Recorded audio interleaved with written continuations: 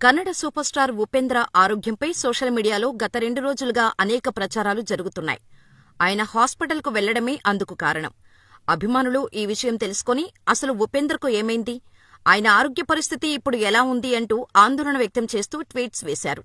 Local media నుండి national media వరకు ఉపేంద్ర హాస్పిటల్లో అడ్మిట్ అయిన విషయంపై కథనాలు రావడంతో దేశవ్యాప్తంగా ఉన్న ఉపేంద్ర అభిమానులు కంగారు పడ్డారు.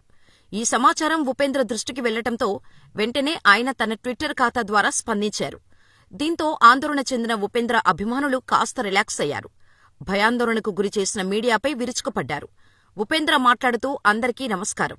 నా ఆరోగ్యంపై అభిమానులు ఆందోళన చెందుతున్న విషయం నా దృష్టికి వచ్చింది. నేను సంపూర్ణమైన ఆరోగ్యంతోనే ఉన్నాను. కేవలం రెగ్యులర్ చెకప్లో భాగంగానే హాస్పిటల్కు వెళ్లాను. అంతకుమించి ఏమీ లేదు. మీడియాలో వచ్చే రూమర్స్ ని నమ్మి కంగారు పడకండి. నాపై, నా ఆరోగ్యంపై ఇంత శ్రద్ధ, ప్రేమ, కేరింగ్ చూపిస్తున్నందుకు ధన్యవాదాలు అంటూ చెప్పుకొచ్చాడు. ఆయన వేసిన ట్వీట్ ఇప్పుడు సోషల్ మీడియాలో బాగా వైరల్ అయింది. ఇదంతా పక్కన పెడితే ఉపేంద్ర రీసెంట్గానే యుఐ అనే చిత్రంతో మన ముందుకొచ్చి చాలా కాలం తర్వాత ఒక మంచి కామెరికల్ హిట్ను తన ఖాతాలో వేసుకున్న సంగతి అందరికీ తెలిసిందే.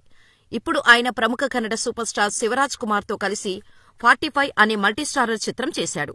అతి త్వరలోనే ఈ చిత్రం ప్రేక్షకుల ముందుకు రాబోతోంది. తెలుగు ఆడియన్స్ కి ఒకప్పుడు కన్నడ హీరోలు ఎవరో తెలిసేవాళ్లు కాదు.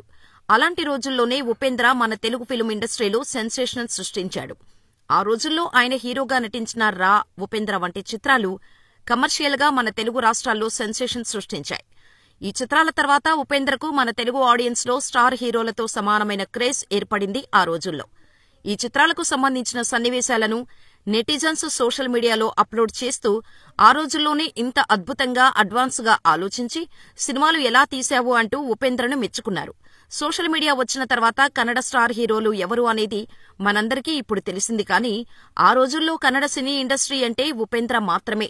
ఆ రేంజ్ లో తన ఇమేజ్ ను ఏర్పాటు చేసుకున్నాడు ఉపేంద్ర.